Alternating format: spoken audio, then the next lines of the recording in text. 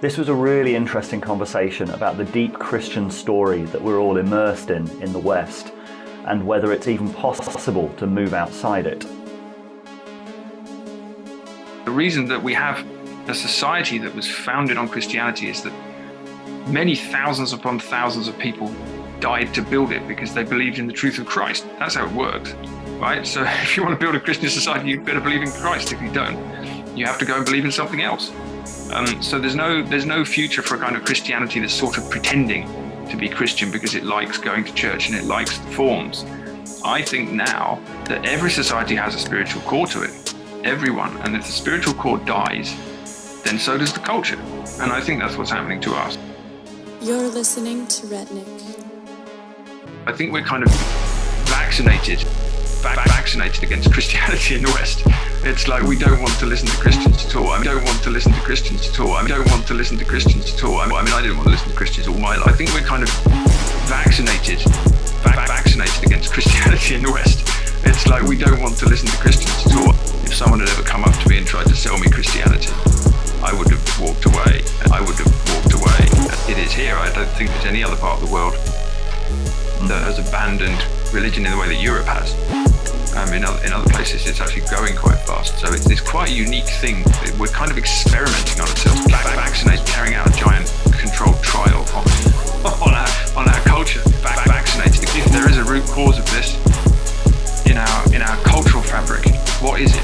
What's wrong with our way of life? I mean, I suppose that's the question I've always been asking. What is wrong with where we're living that has brought us to this point? How could we get to the point where we could change the climate of our whole planet and kick off a mass extinction event? I think we're kind of vaccinated against Christianity in the West. It's like we don't want to listen to Christians at all. I don't want to listen to Christians at all. I don't want to listen to Christians at all. I mean, I didn't want to listen to Christians all my life. I think we're kind of vaccinated against Christianity in the West. It's like we don't want to listen to Christians at all. If someone had ever come up to me and tried to sell me Christianity, I would have walked away. Because the world at the moment is just incredibly confusing. A lot of people say that to me, and I think you find the world's always been incredibly confusing, but in a way we're bombarded with information from every source at the moment. We've got culture wars and political battles and endless social media feeds and goodness knows how much information and just kind of bubbles of this, that and the other hitting us. It's almost impossible to work out what the hell's going on anywhere, actually, and to kind of wade through the swamp of it all, and especially when things are moving as fast as they are at the moment with COVID and the responses to it. It's almost impossible to stay sane some days, I find.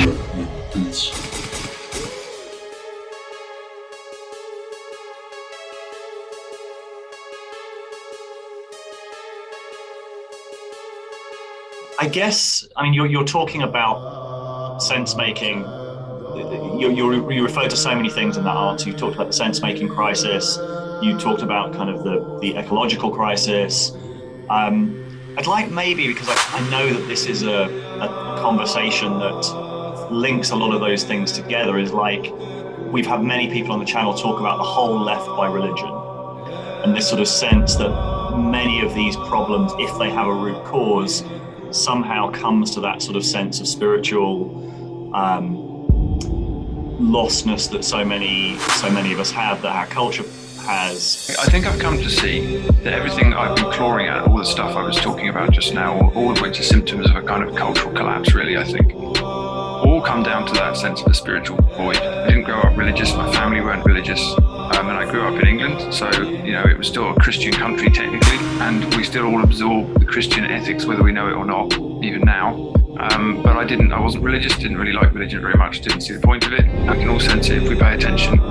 Something that's very alive in the natural world, we can all sense it if we pay attention. Some spirit that's in there that you can feel when you're watching a sunset on a mountain and you don't know what it is, but you can feel it's there. And that was what inspired me to become an activist when I was younger. It wasn't a desire to reduce carbon emissions, it was a sense that there was something powerful and important in the living world that we didn't have a right to destroy.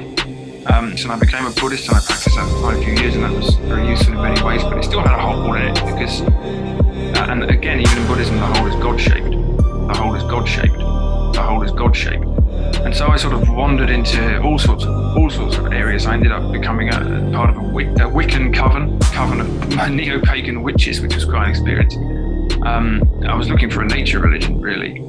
The whole is God-shaped. And then I just had a series of experiences, which I wrote about in that essay, which basically dragged me towards Christianity, even though I didn't expect that or want that. And the more I started to read about that, and the more I started to particularly explore Orthodox Christianity, which is where I ended up, Eastern Orthodox Christianity, the more I realized that there was a very old tradition here with a deep mystical heart to it, which I'd never come across, which isn't really something you're going to find in the Church of England. And it's real, and it's still alive, and it's real, and it's still alive, and it connects the kind of transcendence of God with the immanence of God, and the earth with creation, and the creation with creator, and all sorts of things that I hadn't known I was looking for. And yeah, it was a very strange and interesting experience that happened over the last few years, and it's really confirmed something for me. I suppose you can have ideas, but you have to have them confirmed intuitively, spiritually. And it was very obvious to me that spiritual void you talked about is the essence of what's going on. It's the essence of what's going wrong, I think, for us, certainly as a culture in the West. I don't think you can live without God. I don't think you can live without God. I don't think you can live without God. God. I don't think you can live without some form of grasping towards that. I don't think there's ever been a culture on Earth that I'm aware of, from the smallest tribe to the biggest civilization, that has ever not had some kind of spiritual core, some kind of structure that is designed to speak the name of God in whatever language they speak it in. Except ours. We're the only one that's done that, and really very, very recently, to create this kind of post-Enlightenment consumer culture in which kind of economics and reason replaced that deep spiritual intuition we had, and to imagine that that's going to fill the void is turning out to be wrong.